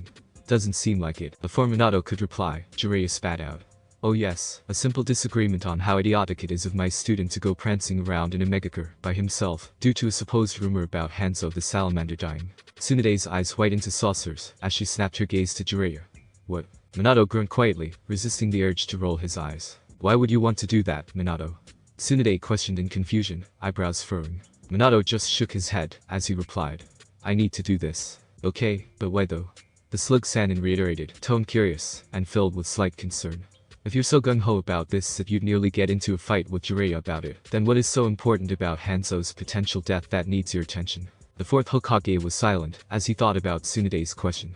It had been something that even he himself had sat on. Why was this important? He didn't really have an answer other than the fact that something was causing him to seek this out. He started, eyebrows furrowing. I just know something is wrong. Tsunade ignored Jiraiya's disbelieving scoff. She took a few more steps into the room, placing the papers and documents on Minato's desk. Aren't you worried about the potential outcome of you not returning? She questioned in a gentle tone, completely opposite of Jiraiya's frustrated and angry one. Minato, you've just lost your wife, and now have to raise your son alone. Don't orphan your child when he needs you the most. Minato hated how her words affected him. They caused pain. A pain reminiscent of Kushina's death. Why does she have to make sense? It wasn't that Jiraiya wasn't making sense either, because he certainly was, but it was how he was saying it that frustrated Minato. Tsunade's words lacked the rancor that Jiraiya possessed. She wasn't judging his decision or believing it to be ludicrous. She was being gentle and understanding, knowing how important this potential information was. Besides, the bussy woman continued with a shrug. You can just send a clone to a Megakure to confirm this information, right? It's not like you yourself have to physically be there anyway. Silence. An awkward amount of silence. Tsunade started slowly, staring at Minato with confusion. You did think about sending a clone, right? Right. What a loud silence this was. Tsunade's confusion turned into disbelief as she stared at Minato. You cannot be serious. Minato fucking Namikaze. Her shout caused the fourth Hokage to cringe. Please tell me that you thought about sending a shadow clone into a Megakure. Please, oh please, say it isn't so. Minato cringed once again, awkwardly rubbing the back of his neck. He sniffed once. It has slipped my mind. Tsunade just stared directly into the man's eyes, not speaking. Her disbelief and incredulity was evident. Her brown eyes shifted towards Jiraiya before her expression shifted into a vicious glare. I blame you. She insisted angrily. This is all your fault. Jiraiya squawked loudly, arms gesturing wildly. How is this my fault? Because you're his fucking teacher. Teaching him common fucking sense was your damn job. And it's clear you fucking failed. Look at him. She gestured towards the blonde man who was standing awkwardly while rubbing his neck. He's completely lost. He didn't even think to use shadow clones. This is your fault, you stupid pervert. As Tsunade and Jiraiya began to bicker with one another, Minato was silent, avoiding the ire of Tsunade. She shared far too many similarities with Kushina, and he was certain that if he brought attention to himself, it'd just cause an earful. He was just going to silently leave the room. Where do you think you're going? Tsunade's irritated voice resounded out before he could disappear through the window. You see what I mean, Jiraiya? He can use the fucking Horatian, but he chose to try to leave through the window. It's your fucking fault. How's he still alive after all these years? Come on sensei, it wasn't that bad, was it? Kakashi questioned in a light-hearted tone, patting his teacher on the back. I'm sure Tsunade-sama was just words failed to come to Kakashi, and so, the teen left it at that. Minato, his hands were covering his face while hunched over on his couch, groaned pitifully. She's like an older Kushina except with a drinking problem. A small smirk formed on Kakashi's face that was hidden by his mask. Don't let her hear you say that we know how violent Kushina could get. The masked had to pause for a moment before commenting offhandedly. Must be that Uzumaki blood. That made sense actually. Or perhaps all women were violent at some level. Yeah no. It definitely had to be the Uzumaki blood. Putting it behind him, Minato rubbed his eyes before deciding to address something that involved his wayward student and his former teammate. This conversation was going to be a rough one, and he only hoped that Kakashi wouldn't fall into despair because of it. Kakashi the Hokage started tiredly. There's something I've been meaning to tell you about the Kyuubi. The silver-haired teen shifted towards his sensei, single eye, focused entirely on the man he viewed as a father figure. Is it about Naruto? He questioned curiously, glancing towards the crib in the corner of the room that held said child. Minato shook his head, as a quiet sigh left him. No, this isn't about Naruto. He placed one of his hands onto Kakashi's shoulder, the other digging into a pocket and pulling out a dirty scroll. Minato began to unfurl the scroll before applying a bit of his chakra to it. A quiet poof emanated from the object, revealing a small jar with liquid inside of it. Minato held the jar just slightly out of Kakashi's point of view, staring at the object inside of it. Disappointment flooded his body as he stared at the jar. How sad. His eye is in your left socket. Minato questioned quietly, idly rotating the glass jar full of liquid. The remaining members of Team 7 tilted his head in confusion before answering. Abitos, but why is that important, sensei? The fourth Hokage remained silent, eyes still focusing on the item in his hand, while his other tightened upon Kakashi's shoulder, not in a painful manner of any sort, but tight enough to draw Kakashi's concerned gaze. Deciding to rip the band-aid off, Minato shifted towards his protege before holding the item up to his student. Kakashi's single orb snapped to the jar, as he stared at the contents within said jar. And he stared. Silence reigned for several seconds, as Kakashi continued to stare at the single matured Sharingan floating inside the glass jar. His shoulders slowly dropped, and when he spoke, there was a vulnerable tone to it. Is that true? Minato gripped the boy's shoulder even tighter before speaking softly. The person that caused the Kyuubi to rampage, who inadvertently killed Kushina and 8,000 other individuals in Konoha. He paused for a moment, taking a deep breath and exhaling quietly. Was Obito. How dare Minato's voice resounded out, muffled by the overbearing rain that saturated the entirety of Omegakure and its borders. The shadow clone tugged upon its hooded cloak, covering his spiky locks. He dug into one of his pockets, procuring a half mask that covered the top portion of his face, obscuring his eyes and nose from view. The shadow clone proceeded to stand still, rain beating down upon its body for several minutes. If passers-by were to come upon him, then they'd believe he was a statue. Another minute or so passed by before orange pigment, which was covered by the mask upon his face, formed around his eyes. Had his eyes been visible, then one would be able to see that the man's pupils were now toad-like in appearance, possessing a thick horizontal bar. Upon gaining access to Sage Mode, Minato's shadow clone proceeded to stare up into the clouds. A disgusting amount of chakra was saturating the rain from above. Minato wasn't the best senser around, but he also wasn't a slouch. The fact he hadn't been able to sense this before Sage Mode was worrying. Whoever was behind this chakra-infused rain was incredibly dangerous. The sheer reserves required to keep something like this up was unheard of. Only someone with a Bijuu would be able to maintain something like this for long periods of time, and the last time Minato checked, no Bijuu belonged to Omegakure. Minato spun his trademark kunai in his hand before holding up a single hand sign. A poof of smoke appeared in his hands, revealing that he had cloned the kunai. Another poof of smoke emanated around the man, revealing 13 new shadow clones. 3 of his clones nodded their heads before disappearing in a yellow flash outside of Aim's borders to garner extra natural chakra for Sage Mode. The rest of the shadow clones were tossed into a kunai before they disappeared in sunshine, spreading out into Omegakure. Minato was positive that this rain was anything but normal. He wouldn't be surprised if the user of Set Jutsu was now aware of his existence and location.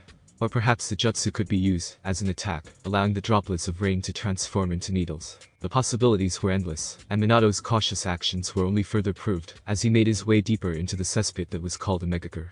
The clone stuck to the shadows of the dreary city, avoiding the odd shinobi here and there.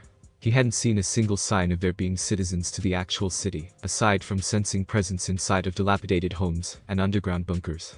At least he assumed them to be bunkers that are sewers. Minato's eyes were drawn to a skyscraper that was near the southern end of the industrial city, resting in front of the ocean of sea that sat behind it. This building practically towered over everything in the city, looming ominously. Well, if there was a secret hideout that housed the main enemy, then it'd certainly be in that tower. As Minato made his way towards the tower, he received an influx of information from the clones he had made. Each one of them was popped at the same time in nearly the exact same way, by a needle-sized prick to the head, back, and her neck. Minato's eyes glanced towards the rain from the safety of his awning beneath a random building. So his hypothesis about the rain was correct. Not only was it able to be used as a weapon, it was also able to track multiple targets at the same time. Whoever was controlling this jutsu was a monster. Not only was their chakra reserves monstrous, but their mental fortitude must have been off the charts. The ability to relay multiple avenues of information, and having the capability to act independently on said avenues at the same time was incredibly impressive. That begged the question. Was the caster able to distinguish his clones from the real deal, and act accordingly, or had the caster just immediately taken action regardless, not bothering to distinguish clone or creator? So many questions, and yet, no answers. It was good that Tsunade had brought up the fact to send a clone instead of the real deal. Information was being relayed real time, and it was only a win. Just sucks that he himself hadn't thought to send a clone first. How unlike him. Kushina's passing was certainly taking its toll on his mind. Or perhaps he was lacking the assertive guidance of a woman. No one alive could say that Kushina didn't provide results. She was bullheaded and aggressive to anything seen as an obstacle, but she was also intelligent. He wouldn't have been the seal master he is today without her help after all. Tsunade was currently filling that void that Kushina's presence provided. Not in a romantic sense or anything of the sort, but more as comfort. It was somewhat soothing to be yelled at for his antics and decisions, and Tsunade mimicked Kushina's words nearly word for word. It was almost scarily similar. Minato was just going to chalk that up to Uzumaki blood. Pushing those thoughts to the back of his head and storing them away, Minato disappeared in a shunshin, racing along various rooftops and alleyways with a speed that jonins would barely be able to follow. Every jump and leap brought him that much closer to the tower at the rear end of the city. And, as the distance closed, so too did Minato's emotions. Just as Minato was about to take his last leap to scale the skyscraper, he sensed an influx of chakra to his immediate right. His eyes snapped towards the direction, seeing a wave of burning paper making its way towards his position. He had been caught mid-leap, and thus, would be hit by the flaming explosive tags. If he was an average shinobi, Minato's right hand faced the direction that the attack was coming from, before firing off a compact blast of Futon chakra. Due to this, his body was sent in the opposite direction, while the explosive tags were sent blasting away, quite literally exploding after the wave of wind swept them up. He landed on the wall of a random building, sticking to it with chakra, and spreading his senses out. While not surprised that he had been attacked, he was confused as to how he hadn't sensed the presence of the individual beforehand. Minato's eyes glanced up towards the cloudy sky with narrowed eyes. Was the rain capable of masking chakra presences, as well? The Yondaime Hokage sensed movement from around the building, and not a second later did the building he stood against explode in spectacular fashion. The blonde-haired intruder skipped along various rooftops, dodging and weaving out of the way of shurikens and kunais that looked oddly similar to origami creations. His trademark kunai flashed into his hand as he somersaulted off the building he was atop of. Not a second later did a dozen or so paper shurikens follow him. Minato batted them away with ease, shifting his position in midair and kicking off one of the walls. His trajectory launched him out into one of the various streets of the city. Minato landed in a crouch with his kunai in a reverse grip and his eyes snapping to and fro, searching for any sign of the individual attacking him. Knowing that the rain could potentially be used against him, Minato ducked under various awnings provided by the dilapidated buildings. Another wave of explosive tags came rocketing towards him from the east. Another Hiraishin kunai flashed into his hand as Minato reared his arm back, channeling Futon chakra into the weapon. He released the weapon, watching as it practically sliced through the explosive tags, detonating them, and continuing to fly. Minato performed 2 unique hand seals before biting his thumb and channeling his chakra. He disappeared in a yellow flash, body appearing upside down, and coming face to face with a woman who possessed bluish-purple hair and unique amber eyes. The unknown woman was incapable of reacting to the instant teleportation, and cried out in pain as Minato's right hand crashed into her abdomen. A sealing matrix formed directly where his hand had struck, spreading all throughout her body, and causing her nerves to lock up. As the two began to fall, Minato and his captive disappeared in a yellow flash, reappearing under a random awning. The Yondaime Hokage twirled his Hiraishin kunai, senses remaining vigilant despite capturing one of the shinobi attacking him. This woman wasn't the one controlling the jutsu that provided the rain. While she possessed impressive chakra reserves, she definitely didn't have enough to supply the city with endless rain. A quiet grunt escaped through the lips of the woman he captured, followed by 2 distinct words. Yondaime. Minato deigned a glance towards the woman, staring at the rather beautiful kunoichi with narrowed eyes. A sense of familiarity assaulted him, as he continued to stare at her blue hair and amber eyes. Wait a second, this woman was... An influx of chakra was his only warning, as a shockwave of immense power tore through the streets of AIM, uplifting and destroying various buildings. Minato's eyes widened at the force of the attack before teleporting away from the area. Reappearing a few meters away from the destructive force of whatever jutsu had been cast, Minato's eyes spotted a red-headed man standing near the blue-haired woman, hovering over her. The Yondaime narrowed his eyes before flexing his right hand and channeling chakra. Not a moment later did the blue-haired woman teleport away from the man, reappearing in Minato's grasp. The woman released a pained cry, as the Yondaime's trademark kunai rested along her throat, drawing a thin line of blood. That caused the red-haired man to stop in his tracks. The man's violet-ringed eyes locked into him, peering at him emotionlessly. The seconds ticked away silently, as Minato slowly maneuvered his way under an awning to prevent himself from being injured by the rain above. He recognized the man, if only from Jiraiya's stories. This was Nagato. The red hair, and the Rinnegan it had to be. And if this was Nagato, then the woman in his hold was Konan. The amber eyes and blue hair gave it away, along with the use of her unique paper jutsu. Now it was starting to make sense, as to how Hanzo had died. Jiraiya spoke of the Rinnegan in high regards, how it provides the user with an unfathomable amount of power and abilities. The man that stood a few meters away from him also carried an incredulous amount of chakra. No doubt Nagato was the man responsible for the unique rain. Let's act rational, Nagato. Minato started quietly, adjusting Konan's position and ignoring her grunts. Let's talk, shall we? Nagato didn't seem bothered by the fact that someone knew his identity. The Uzumaki shifted his body towards Minato before responding. He spoke blandly, not displaying a hint of warrior concern for Konan. To what do I owe the pleasure? The masked blonde kept his kunai on Konan's throat, knowing that Nagato wouldn't endanger the life of his sister. Your old sensei caught wind of some interesting rumors spreading throughout AIM. I wanted to personally confirm it. The Rinnegan wielder was silent for a moment before tilting his head. And have you confirmed your suspicions? I'd like to think so. Minato responded evenly. Nagato shrugged his shoulders at the Hokage's answer. Then what purpose do you have remaining in Imegakure? Do you wish for more intel? Better avenues to abuse for another one of your petty wars and disputes? Is Iwagakure pressuring you once more? I would assume that the infamous yellow flash would have continued to rain terror across the elemental nations instead. You're in my home, terrorizing an already bleeding populace with more nonsense. A small frown formed on Minato's face at Nagato's words. He wasn't going to bother trying to dispute them. Konoha had used AIM for warring terrain, and had abused the populace. The only reason Konoha had been pushed out was due to Hanzo forcing them out. However, that wasn't why he was here, and Nagato likely knew that. I wish to confirm Hanzo's passing, and considering that you're still alive after all this time despite Jiraiya's belief otherwise, I believe I have the information I was seeking. Minato removed his kunai from Konan's throat before gently pushing her forward, allowing the woman to stand on her own. Nagato's eyebrows furrowed slightly at Yandame's action. I find it hard to believe that this is all you came here for. I'm sure you're aware of how powerful Hanzo truly was. His death would shake the shinobi world, and knowing there is an individual out there capable of dealing with him, I find it hard to believe that a major village like yours would just allow this to happen without reacting. Minato stares at the man for several seconds before replying slowly. I have no quarrel with you or Megakure. My village's crimes against you came before my time, and while I would hope you wouldn't allow old grudges to sway your beliefs, it would be remiss of me to completely ignore how you feel. You suffered directly at the hands of my village regardless. There's enough suffering in the world. I don't see a reason to continue adding more to it unless provoked to do so. As the saying goes, talk softly, but carry a big stick. Perhaps one day our villages could even make amends. With that closing comment, the shadow clone proceeded to poof out of existence, and the jutsu keeping Konan paralyzed disappeared directly afterwards.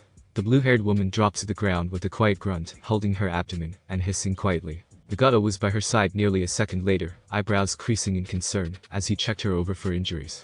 Gone was the emotionless facade he possessed when speaking to the yandame. Are you okay, Konan? The blue-haired woman hissed once more before nodding her head, grunting quietly. I'll be fine. Whatever he did to me is wearing off. Nagato was silent for a few moments before his unique orbs drifted to where Minato had disappeared from. A small frown painted his face, as he spoke quietly. I believe Madara failed his endeavor. Konan scoffed quietly, as she slowly rose to her feet. That's because he was nothing more than a farce. An impostor using the man's namesake Yahiko was right the entire time. Nagato nodded his head, helping Konan to her feet, and wrapping an arm around her waist, allowing her to lean on him. I never doubted Yahiko, but there was always a slim chance, but a chance nonetheless. At least that's one obstacle taken care of. I guess I'll have to thank Yandame the next time I see him. Konan's gaze shifted towards her brother, surprise evident upon her features. Are you saying? Nagato only nodded his head. Yahiko will want to speak to Jiraiya. I don't believe Minato is as monstrous as the elemental nations make him out to be. I would not mind an alliance. Megakure is still bleeding, and we can only do so much, Konan. The paper wielder looked like she disagreed, but she decided to keep her words to herself. She offered a single nod, making small steps back towards the tower with Nagato's aid. The Yandame Hokage found himself in a predicament of sorts. Now, normally he'd have sent Kakashi or some genin to accomplish the task he was currently doing. However, someone, Tsunade, had all but forced him to do this alone, stating that it would help you in the long run. So here he was, standing in the baby aisle of a random store, scouring the shelves for baby items things. The Hokage resisted the urge to rub his eyes in frustration. He had far more important things to worry about than the type of diapers his child used, or the type of baby wipes required to accomplish the task of cleaning his poop-covered child. It was times like this that made Kushina's death sting even more. Not so much in a sad way, but in an annoying sort of way. Minato wasn't good at this whole father business, considering he had grown up as an orphan and used the Shinobi Academy to get through his early years. Shopping for a child's necessities was somehow demeaning, and Minato disliked every single second of it. Just looking at all the labels on the various foods and whatnot was going to drive him mad. What in the hell was pea puree, and why the fuck did it sound like a war crime? The Yandame was seconds away from tearing out his blonde locks, before a familiar feminine voice resounded out in the relatively empty aisle. Minato, the gruff but feminine voice, spoke. Is it you? Said man turned his head towards the voice, spying a casually dressed Tsume Nizuka. The woman was out of her standard jonin uniform, and was dressed in a pair of black tights with a black crop top that hung lazily over her shoulder, nearly exposing one of her ribcage. It was fitting if Minato was being honest. The woman was brash, loud, and aggressive. There wasn't really anything more that was needed to say about her. That's not to say that Minato disliked her though. The Onizuka matriarch, or rather soon-to-be matriarch, was friendly enough, in a rough and gruff sort of way. Tsume-san. Minato greeted with a polite nod of the head, thankful for a distraction. What brings you here? The animalistic woman tugged her large cart of groceries and various other items over as she spoke. San. Fuck are you being so formal for? She swerved her cart right next to his, nearly causing them to collide. You're out of the office, and I'm not in uniform. Just call me Tsume, blondie. Her casual and laid-back words caused the inklings of a smile to frame the man's face. Minato sighed quietly as he shook his head. Hi Tsume, he corrected, bemused when the woman nodded her head in satisfaction. What brings you here? The woman's eyes none too subtly trailed towards his own cart, roaming along the various items, spotting several things that were clearly for his son. You know, she started lackadaisical, slitted pupils glancing towards the blonde. Getting some shit for the kiddos, and doing a bit of grocery shopping. What brings you here? she asked with a smirk, already knowing. Minato's features became a bit squeamish as he stared at the jars of baby formula in his hands. He grimaced before placing the items back onto the shelf. Just shopping. Smooth, Minato. Real smooth. Tsume's smirk only deepened, exposing one of her large canines. You ain't got a single clue as to what you're doing, do you? Minato deflated with a heavy sigh, shaking his head negatively as he did so. The feral woman cackled loudly as she left her own cart, making her way towards her blonde cage. Come on, Yellow Flash, let me help you. Minato grimaced once more as he replied. Oh, you don't have to, Tsume. Really, I wouldn't want to be a bother. The Inizuka snorted loudly, saddling up beside the blonde man and eyeing the rows of baby food. Listen, Spiky, she playfully insults teased. It's clear you ain't cut out for the single-parent life. Trust me. I'm doing it myself. You're out of your element. Now, take my help or I'll cut you. Following her playful threat was an exaggerated motion with her claws, extending nearly double their length. Minato released a quiet sigh, knowing a losing battle when he saw one. Hi. Tsume cackled once more as she guided the blonde man along the various shelves. Good boy. She teased playfully, speaking to Minato as if he was a dog. Now, you gotta have a couple of options when it comes to baby food and shit. You can go with the organic stuff, which makes their shits practically lethal, or you can go with the processed shit, which is pretty unhealthy to begin with. Both are equal parts shitty and have their positives. It's all up to you really.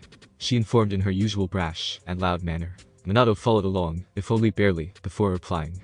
So what should I go with then? Tsume glanced towards the man before shifting towards the various foods on the shelf. Well, she started quietly, clawed fingers scraping along the shelves. Considering your boy's heritage, and she gestured in a vague motion that was somehow supposed to relay the fact that Naruto was a Jinchuriki.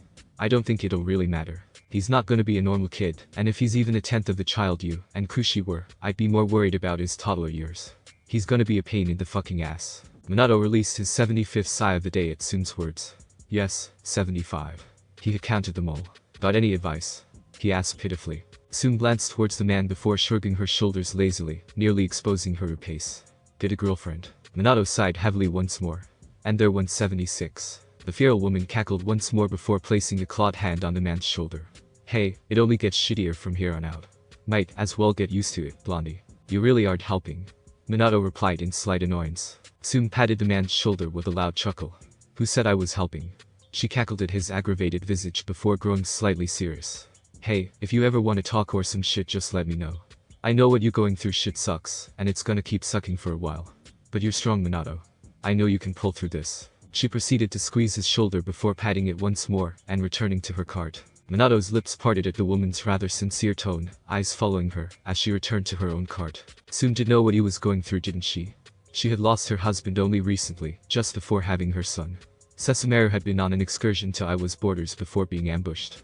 Despite killing all those that had attacked him, he fell to his injuries shortly after.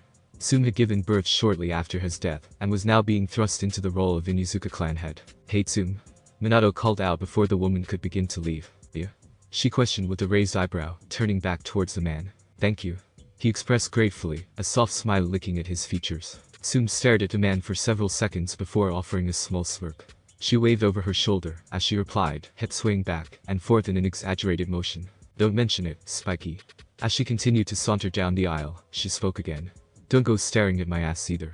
Minato hadn't, but he certainly was now. Call me damn it. The woman's loud cackling was heard as she exited the aisle, already knowing that her words had caused the man to do what she said not to do. Minato just shook his head with another sigh. 77. Ding ding ding. We have a winner. Thanks for watching my video, and make sure to check out the author of this fanfic. Link is in the description. See you next time. Till then, sayonara.